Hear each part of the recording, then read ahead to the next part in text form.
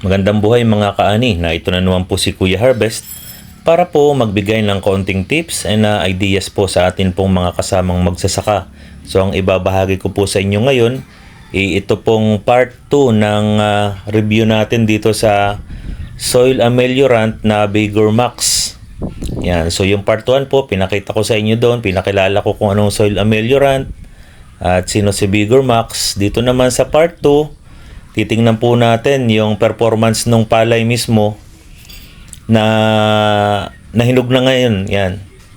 So, ngayon po dahil nahinog na siya, tingnan natin yung itsura nung quality nung crop stand nung palay. So, ang variety po nito is Insect RC506 kung saan merong average yield na 5.9 tons per hectare at merong 111 days na maturity at may 1 metro ang taas.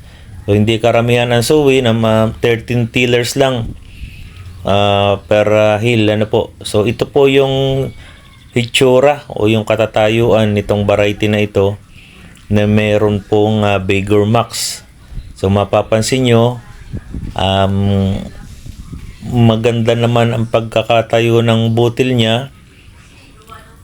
At isa ho sa naobserbahan ko dito ay yung dahon ng palay.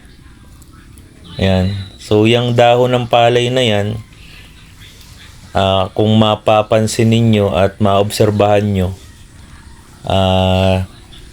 kahit hanggang dun sa dulo, tingnan po natin, maberde pa ang dahon,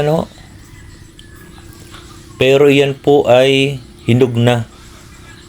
So yan po ay aanihin na po yan. Actually ngayon pong araw na ito, November 30, 2024, aanihin na po yan.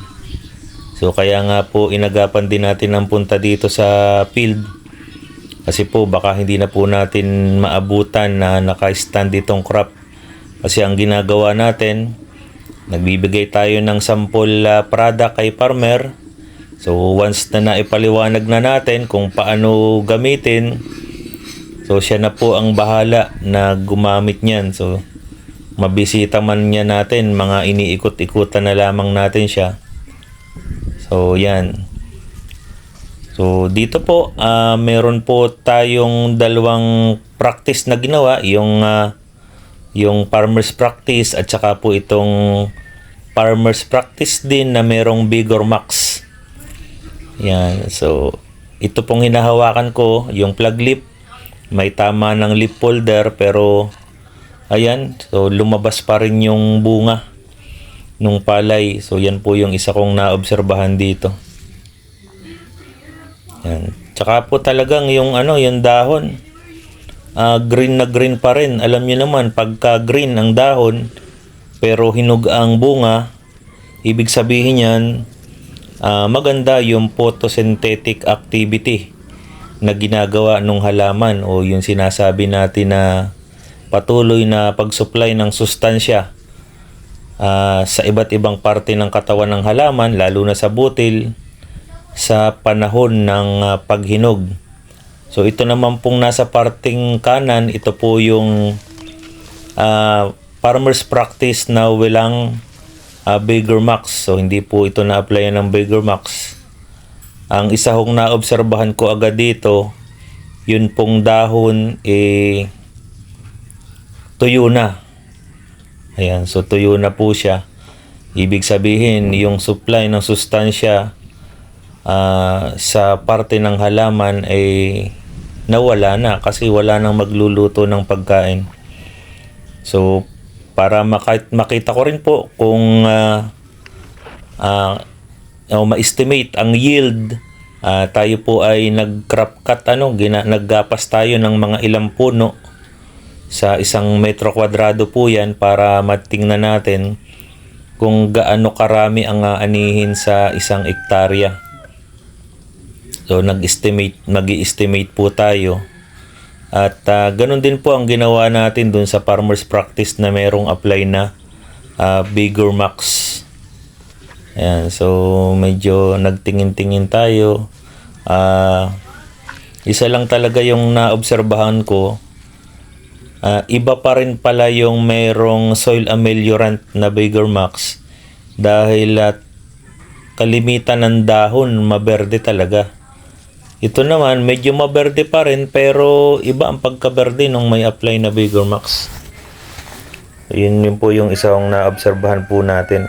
Hindi ganyan na nadilaw ang dahon o yung may yellow and green. Talagang green na green siya. So yan. So tayo naman po kung typical na farmer po tayo, wala naman pong pinagkaiba sa atin yan basta hinog na.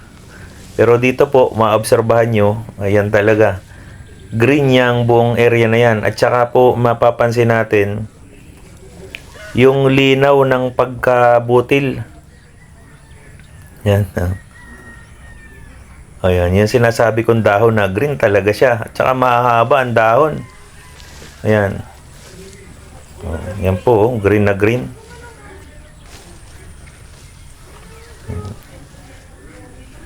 So, yan po yung isang obserbasyon talaga ho natin.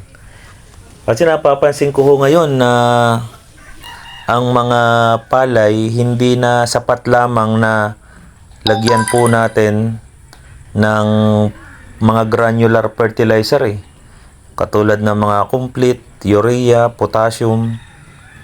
Mas maigi ngayon, lalagyan na po natin ng mga microorganism like yung mga biofertilizer brand at saka itong Vigor Max. So yan tiningnan natin ng isang tuwid o yung parting kaliwa, yan yung farmers practice na walang laman o walang lagay na Vigor Max. At ito namang isa yung may Vigor Max. So nakikita nyo yung kulay white na yan, yan po yung signage ni Vigor Max at saka green talaga. What's up mga ka-farmer? Tingnan nyo dito sa aking kaliwa ang palay na may Vigor Max. At dito naman sa aking kanan, ang palay na walang Vigor Max. Tingnan nyo naman yung pagkakaiba mga ka-farmer. Naninilaw, maliit. Tapos dito sa ating may palay na may Vigor Max ay napakaganda. Okay, so yan po. Kita natin dito sa plastic na marami talagang naani kay Vigor Max.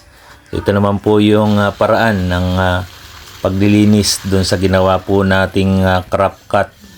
So yun lamang po, at kung nagustuhan niyo po ang video na to, pa-like, share and subscribe na rin po.